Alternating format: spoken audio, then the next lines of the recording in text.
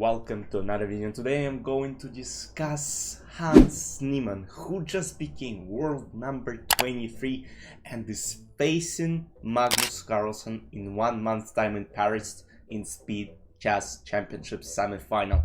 But today I'm going to discuss his match versus Anish Giri, who is one of the strongest grandmasters on the planet, and Hans has this Hans Niemann versus World Tour. He already defeated Gujrati and now is facing off versus Anish Giri, and I want to show you just 3 games from this match. First one is from classical portion. Hans is playing with white pieces, and the games I'm about to show you are all with white pieces for Hans Niemann, because surprisingly what you're about to witness is something absolutely insane. Bishop e7, castle, I have never seen this line before.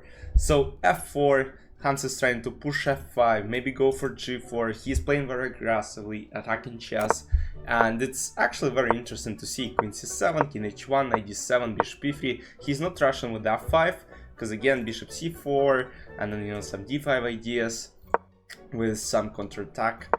Rook e8, h3, h6, queen a1, knight c5, queen g3. So here Hans already is saying, alright Anish, I'll play f5, I'll take on h6, and I'll checkmate you. So you better do something before I do what I planned.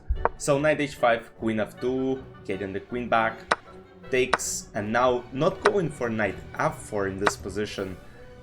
Knight f4, bishop f4, so Hans and both computer and Hans think that basically taking with bishop is actually better, because takes, and now the knight is jumping to d5.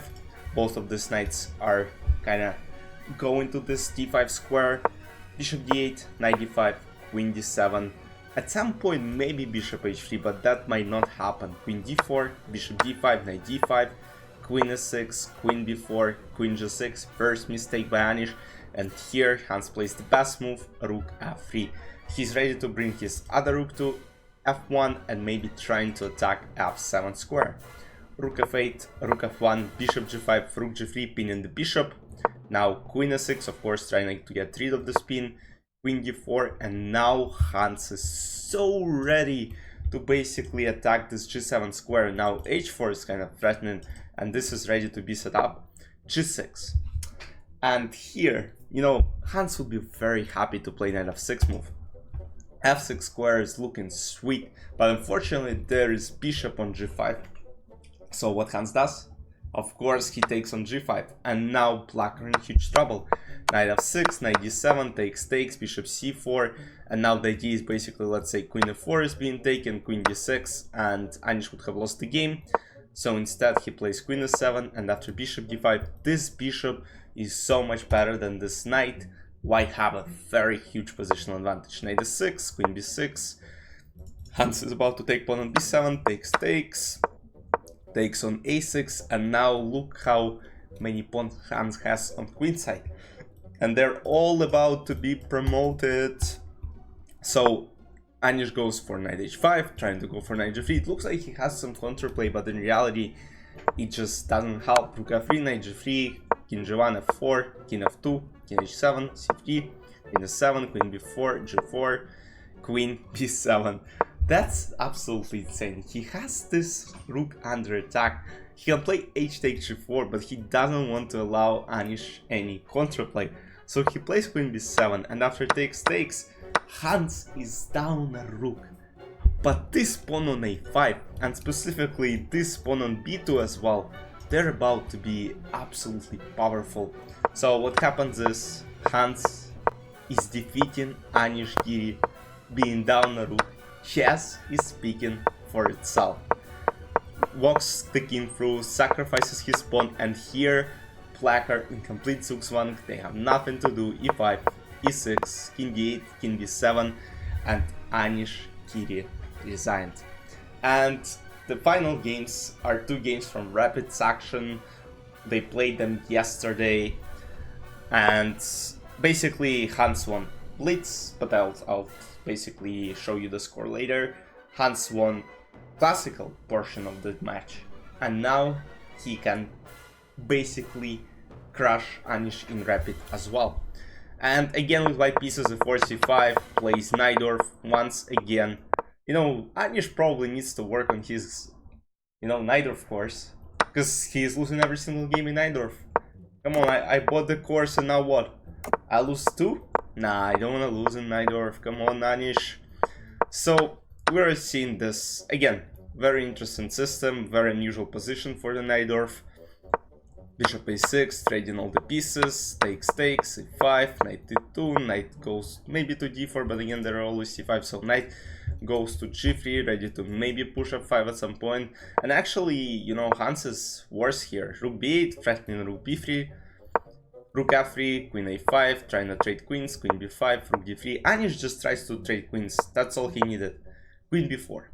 Instead of going for basically queen to knight e2, the point is that this pawn will be fallen, queen b4, queen f2, rook b5, f5.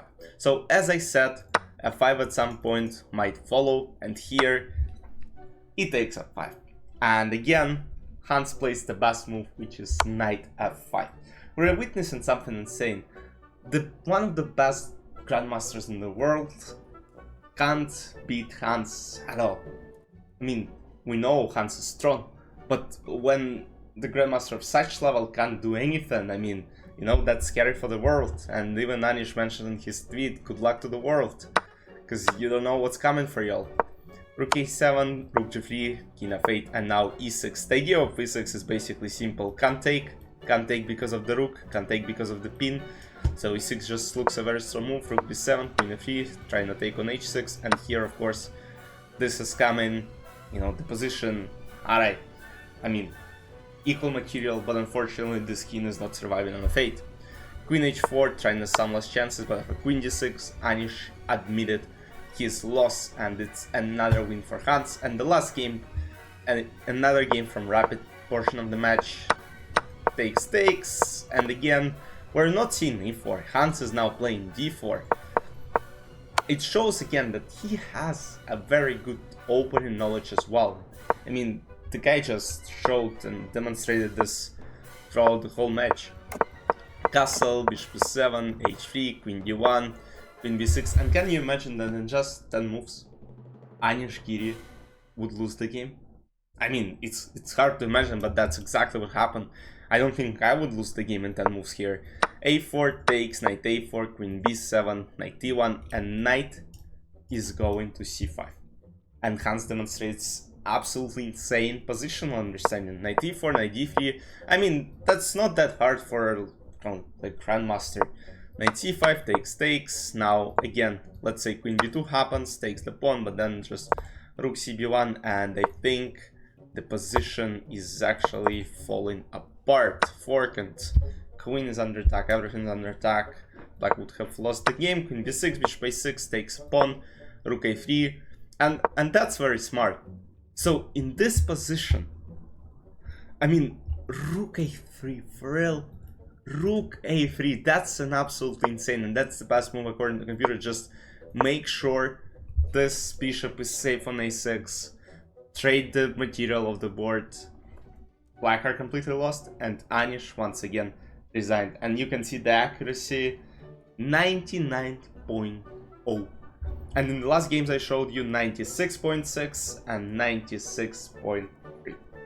That's actually insane. Let me show you the results of all the sections. Basically, Blitz finished 7.5 to 4.5. Very, I mean, no chance for Anish. Then classical portion of the match. Anish took the first game, and it was a draw. And in the second game, in the second day of the match, he lost 2 games. 2 classical games in one day. Then last 2 games finished in a draw, and then rapid portion that happened yesterday, draw.